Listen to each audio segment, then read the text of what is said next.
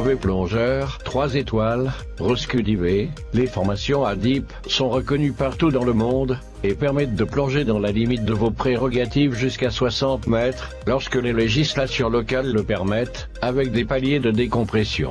L'ADIP a élaboré des supports de cours précis, ainsi que des standards pour chaque niveau de plongeur et instructeur. Plongeur 3, rescudivé, niveau permettant de participer aux activités subaquatiques en milieu naturel, à des profondeurs de moins 40 mètres maximum en toute autonomie. Prérogative: le plongeur niveau 3 peut, en l'absence d'un directeur de plongée, pratiquer en autonomie, complète la plongée en scaphandre autonome en exploration dans la zone, de 0 à 40 mètres, au sein d'une palanquée de 2 ou 3 plongeurs de niveau au moins équivalent. En présence d'un directeur de plongée responsable du groupe de plongeurs, pratiquer en autonomie, complète la plongée en scaphandre autonome en exploration dans la zone, de 0 à 60 mètres, au sein d'une palanquée de 2 ou 3 plongeurs de niveau au moins équivalent, si, et seulement, si, le directeur de plongée donne son accord.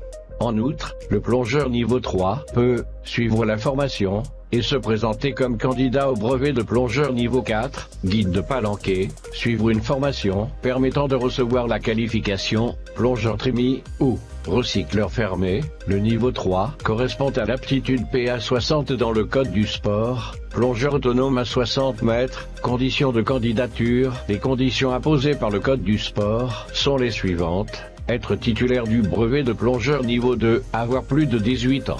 L'autonomie en plongée implique une responsabilité partagée entre les membres de la palanquée, qui ne peut donc s'appliquer à un mineur. L'accès à la formation est par ailleurs laissé à l'appréciation du moniteur, qui peut imposer, entre autres, de justifier d'un certain nombre de plongées en autonomie dans la zone, de 0 à 20 mètres, pas 20, justifier d'un certain nombre de plongées encadrées dans la zone, de 0 à 40 mètres, P40, plus rarement fixer un nombre minimum de plongées en milieu naturel.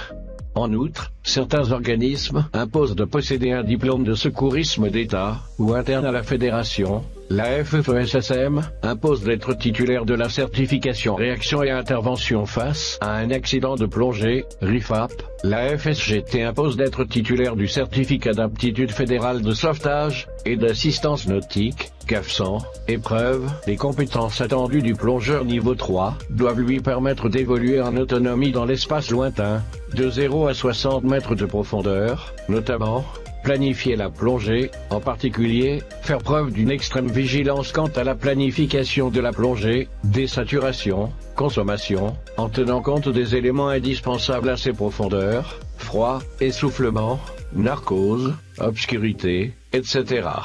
Porter assistance, en toute sécurité à un plongeur en difficulté dans cette zone d'évolution.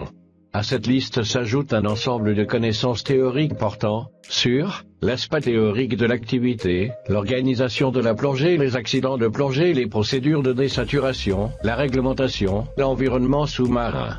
Plongeur 3, le niveau 3 rescudivé, est une spécialité de plongée durant laquelle vous apprendrez les techniques de sauvetage en milieu aquatique. Ce niveau de plongée vous donne les connaissances nécessaires pour faire face aux différentes situations de détresse rencontrées en plongée sous-marine. Vous y apprendrez des techniques de sauvetage et de premiers soins appliqués à une personne en difficulté. La formation comprend livre de formation niveau 3, cours de premiers soins, incluant RCRDEA, carte de secouriste, carte internationale de plongeur, PDIC, ADIP,